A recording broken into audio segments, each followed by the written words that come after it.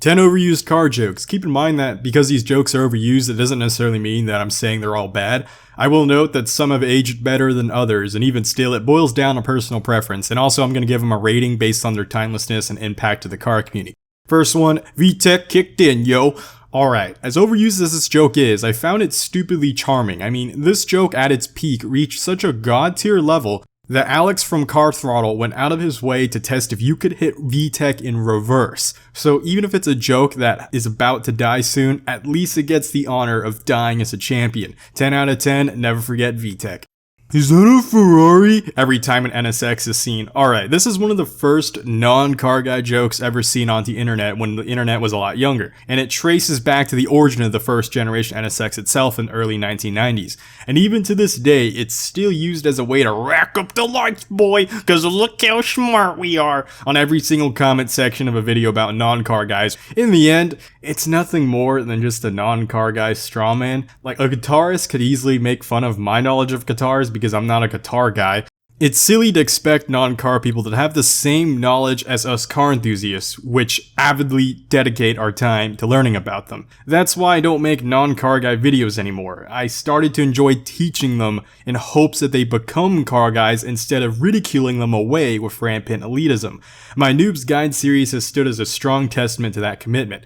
Lately, I found it more enjoyable to make fun of fellow car guys anyways, because that's honestly how we as a community behave. And if anything, that's how we learn too, because we learn by being jerks to each other. Think of my stupid things car guys say as a way of training the internet fledglings for what's to come in real life. I just think this is a 4 out of 10 joke.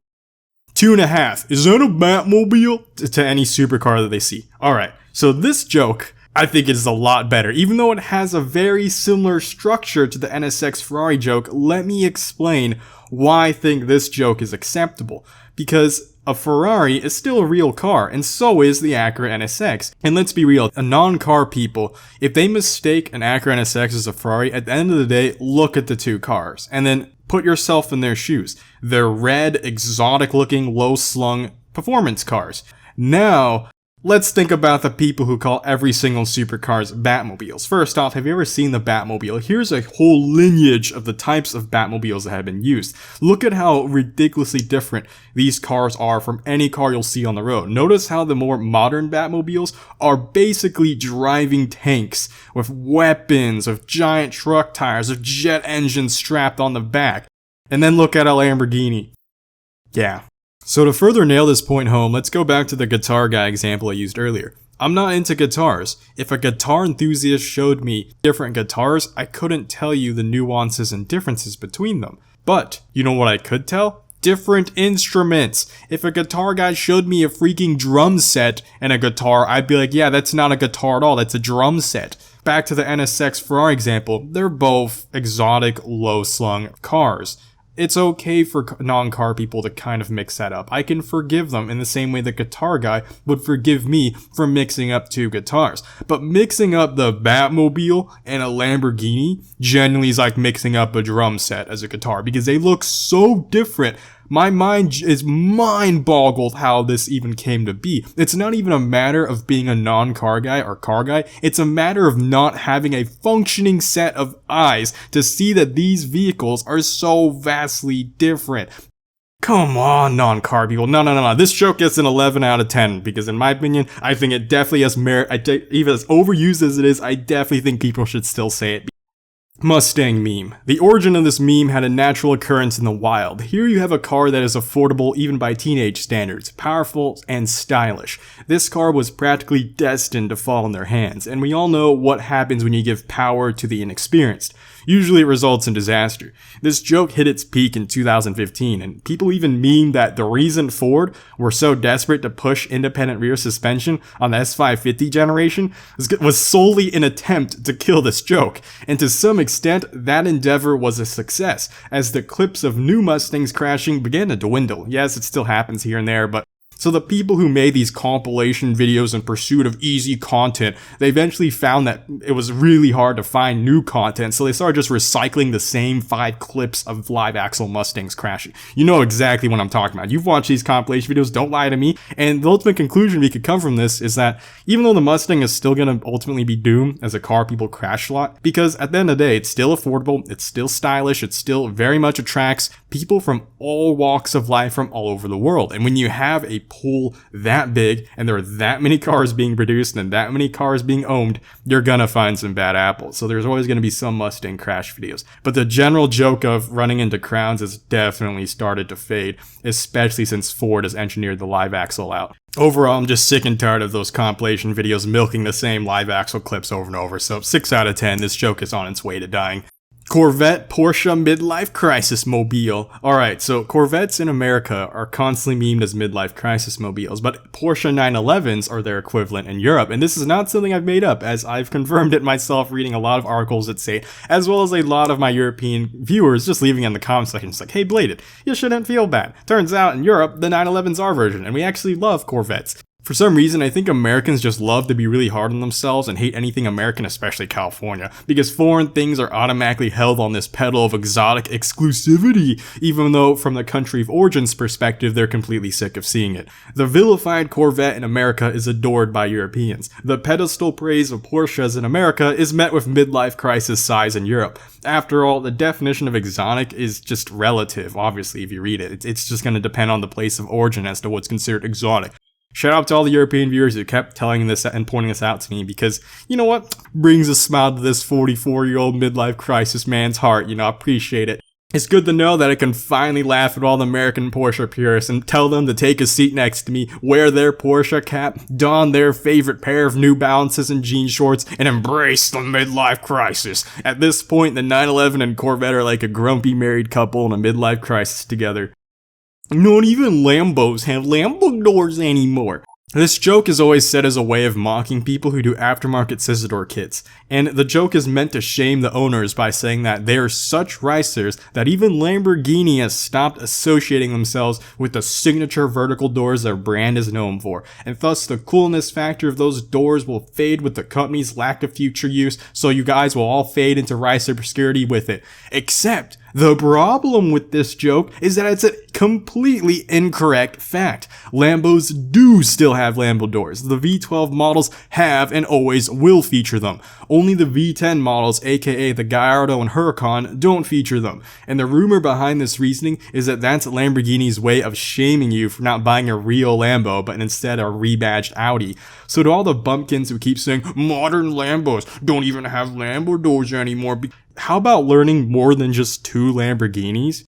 Even the Mustang meme at least has some merit from its inception. This one is just an outright lie. 0 out of 10, worst joke in this whole video. BMW's not using turn signals. Alright, so as overused as the joke is, I do have some modicum of sympathy for how it came to be. When I was thinking of buying a BMW M6 V10 a year ago, aside from its screaming V10, the other most notable feature I recognized was how stupid the turn signal stalks are. And while the turn signal stalks are extremely frustrating to use, it doesn't excuse the drivers for not using them. I will link to a video that shows what is frustrating about them. Basically, they constantly reset after you use them, so you don't remember if you actually have it on or not. For real, this is just over-engineering at its finest. You always have that one jerkwad who just wants to reinvent something because her term's so unique, even though there's a perfectly established meta for how something should behave. Like, look at your feller, of all the things you that could have been reinvented for the sake of uniqueness on the BMW, why did it have to be a key safety feature like the turn signals? 5 out of 10. Red equals fast. You see, in order to understand how this meme came into prevalence, we'll first have to look into human psychology and learn how red influences our behavior and the preconceived notions we generate upon being exposed to it. Just kidding, I'm not going to pretend to be a smartass like that. This falls into the same category as VTEC. It's overused but absolutely charming. The difference is, I still see people do new spins on this joke to this day. Obviously, the most common twists are red stickers equal fast or paint your car red for more speed. But now we have even funnier ones like paint brake calipers red to add brake horsepower.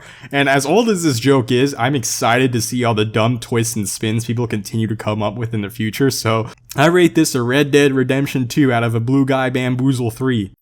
2 out of 3, or in this video's case, is 6.6666666666666 repeating out of 10.